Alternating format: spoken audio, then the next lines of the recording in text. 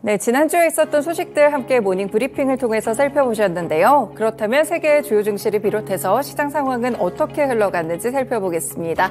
김민아 앵커, 시장 상황 어땠나요?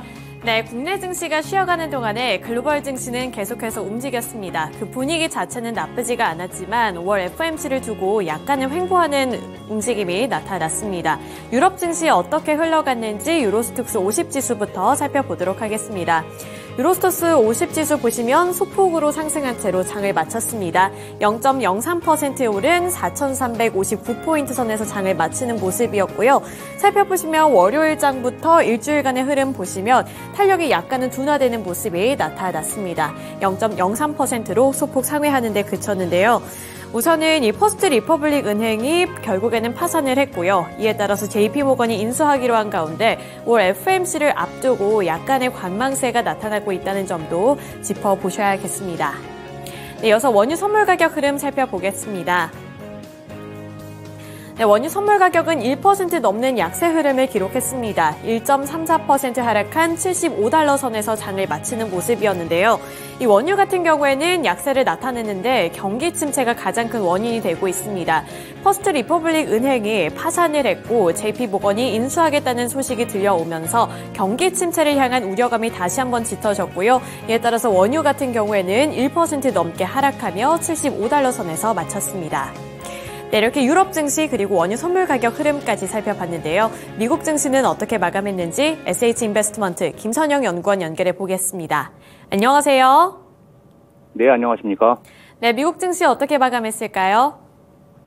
예, 파산한 퍼스트 리퍼블릭 뱅크를 JP모건 체이스가 인수하기로 했다는 소식에 투자 심리가 안정되면서 오늘 증시는 오전 중 상승세를 보이기도 했지만 내일부터 시작되는 5월 FOMC를 앞둔 경계 심리가 짙어지면서 결국 3대 지수 모두 소폭의 약세로 거래를 마쳤습니다.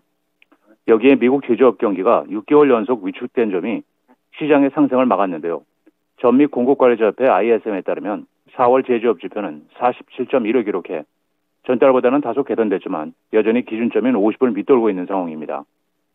오늘 금융위기 가능성이 감소하면서 미국 국채금리가 일제히 반등했던 가운데 벤치마크인 10년물 금리는 전일 대비 상승한 3.57%를 기록하면서 이것이 오히려 IT 업종의 약세를 가져왔으며 글로벌 경기 둔화에 따른 우려가 커지면서 국제 유가가 1.2% 넘게 하락하면서 에너지를 끌어내렸으며 부동산, 소재 업종이 약세를 보였던 반면 헬스케어와 유틸리티, 제조업은 강세를 보였습니다. 오늘 특징 종목들을 보면 증권사 모건 스탠리가 현 주가가 과매도 상태라면서 제너럴 모터스에 대한 투자 의견을 중립에서 비중 확대로 높이고 우표 주가를 현 수준보다 약 15% 높은 38달러로 그리고 강세 시나리오에서는 60달러까지도 오를 수 있다고 전망한 데 따라 오늘 제너럴 모터스의 주가가 1.3% 상승해 33달러 48센트의 거래를 마쳤으며 반면 골드만삭스는 최근에 주가 상승이 과했다면서 정유업체 엑선모빌에 대한 투자 의견을 매수해서 중립으로 낮추고 목표 주가를 125달러로 제시했는데요. 오늘 엑선모빌의 주가는 3%가 하락한 114달러 67센트의 거래를 마쳤습니다. 찰리 먼거 버크셔 해서웨이 부회장이 사무용 건물을 포함한 상업용 부동산의 침체가 미국 은행권의 불안에 또 다른 뇌관이 될 수 있다고 경고했다는 소식이 오늘 시장에 부담으로 작용을 했습니다. 그는 파이낸셜 타임즈와의 인터뷰를 통해 은행들이 많은 악성 채무를 떠안고 있다면서 상업용 부동산 리스크 문제를 제기하며 사무용 빌딩 등과 쇼핑센터들을 포함해 문제가 많은 상업용 부동산이 다수라면서 은행들이 6개월 전보다 부동산 대출을 더 줘야 한다는 입장을 밝혔습니다. 한편 부동산 정보업체 코스타에 따르면 사무용 건물의 지난 1분기 공시률은 12.9%를 기록해 지난 2008년 금융위기 당시 최고점을 넘어섰고 이 업계가 집계를 시작한 2000년 이후 최고치였으며 부동산 분석 업체 그린스트릿에 따르면 미국 사무용 건물 가격은 지난해 초 이후 무려 25%가량 하락한 것으로 나타났으며 KBW 리서치에 따르면 중간 수준 미국 은행의 대출에서 상업용 부동산 담보대출이 차지하는 비중은 약 38%인 것으로 알려지고 있습니다. 코로나 팬데믹을 거쳐 다시 활동을 재개하고 있는 중국인 관광객들의 여파로 마카오 지역 카지노 매출이 급증하고 있다는 소식으로 오늘 관련주인 라스베가스 샌즈, 윈 리조트, MGM, 그리고 멜코 리조트 등 관련주들이 일제히 1에서 2% 넘는 상승세를 보였습니다. 블룸버그 통신은 마카오의 당국의 자료를 토대로 마카오의 4월 카지노 매출이 전년 동월보다 449.9%가 급증한 147억 파타카를 기록했다고 전했는데요. 이것은 시장의 전망치였던 393% 상승을 상회하는 것으로 2020년 1월 이후 3년여 만에 월간 최대 매출이었습니다.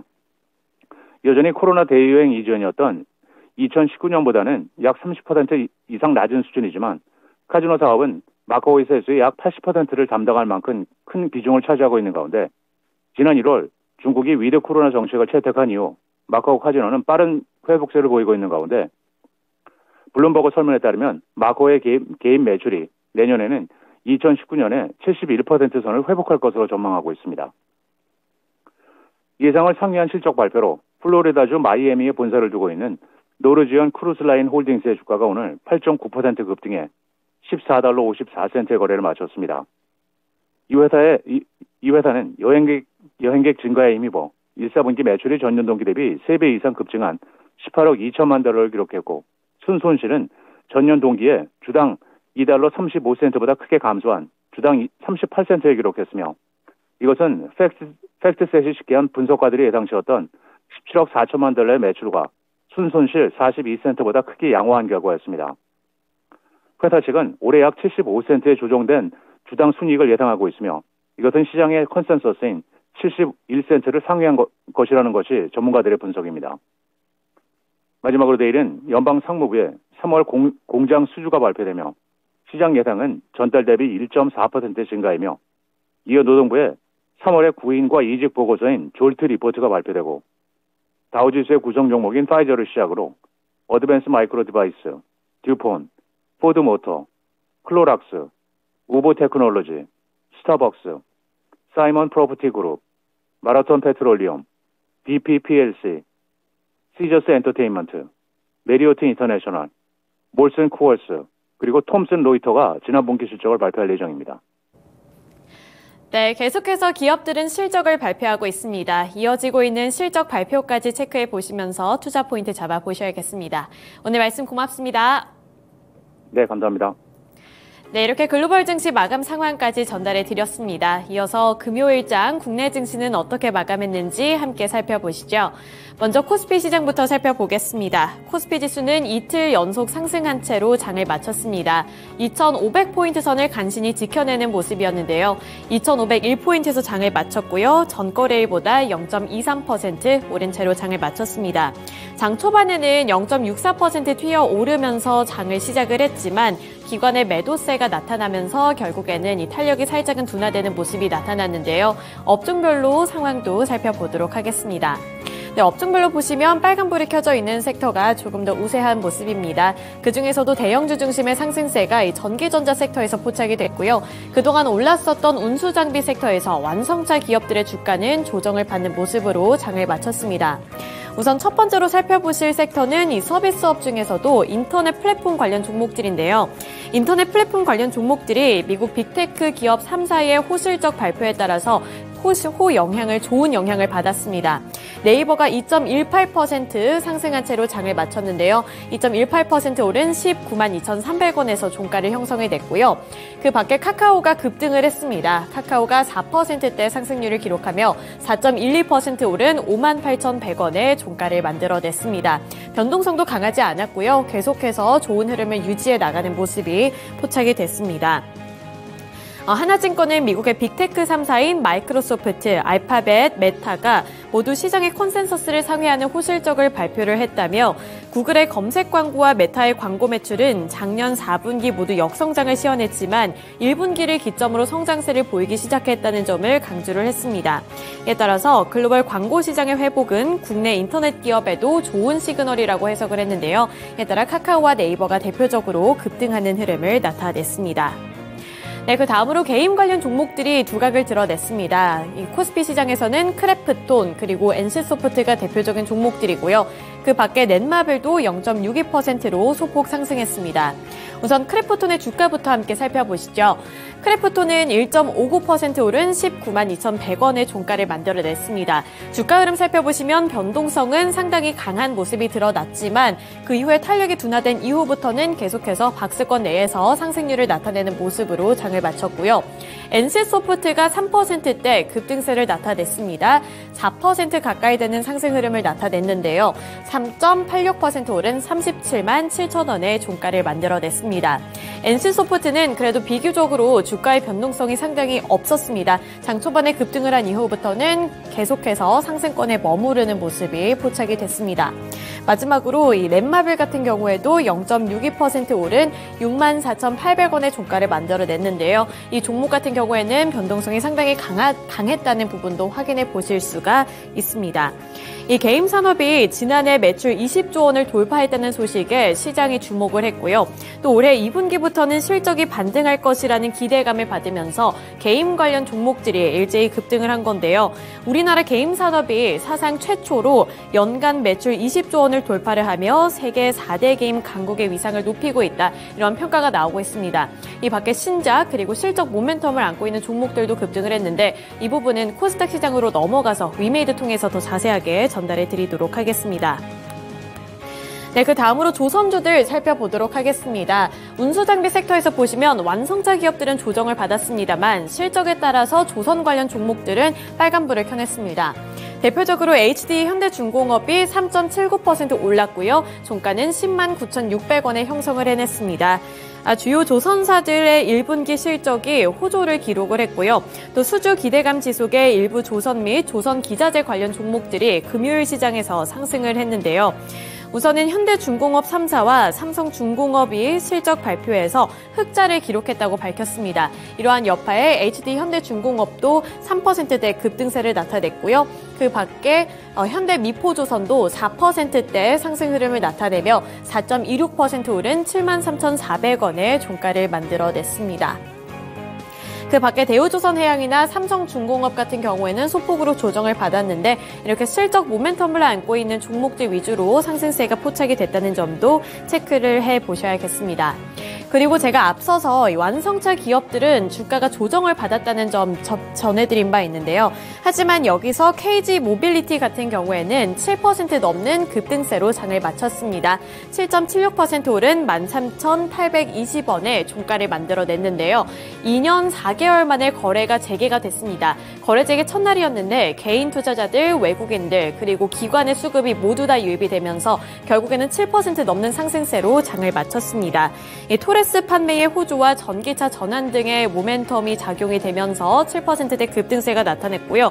실적 개선 기대감에 매수세가 몰리면서 결국에는 거래 첫날에 이렇게 좋은 성적을 거뒀습니다.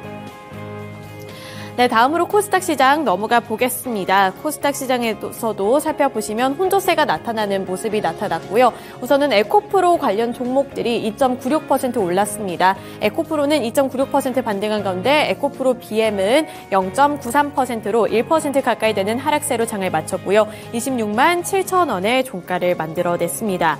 전 코스닥 지수는 하루 만에 하락하며 장을 마쳤는데요. 842포인트에서 장을 마쳤습니다. 코스닥 지수도 장 초반에는 1%대 상승세를 나타내면서 급등을 했습니다만 결국에는 외국인의 매도 물량이 출회되면서 하락 전환하며 하락한 채로 장을 마쳤습니다. 네, 섹터별로 조금 더 면밀하게 뜯어보도록 하겠습니다. 제가 앞서서 이 게임 관련 종목들이 두각을 드러냈다는 점 말씀드린 바 있는데요. 코스닥 시장에 게임 관련 종목들이 많이 몰려있는 만큼 빨간불이 많이 켜졌습니다. 그중에서도 대표적인 종목이 바로 위메이드입니다. 위메이드가 15.35% 오른 55,600원의 종가를 만들어냈습니다.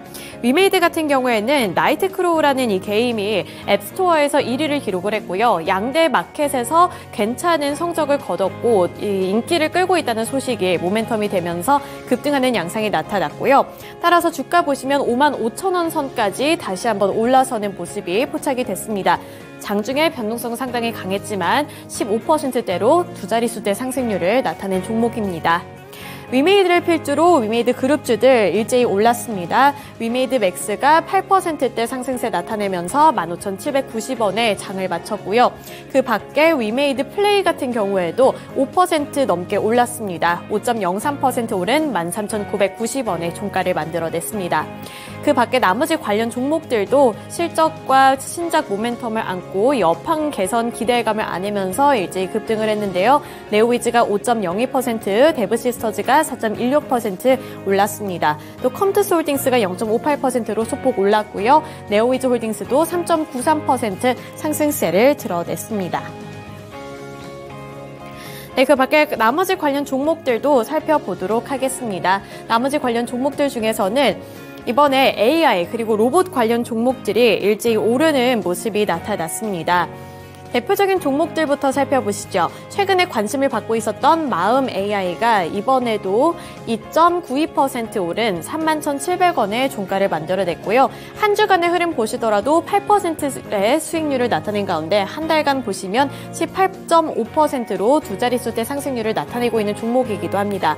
또 대표적인 종목들 중에 셀바스 AI가 5% 넘게 올랐습니다. 5.35% 오른 21,100원의 종가를 만들어냈습니다.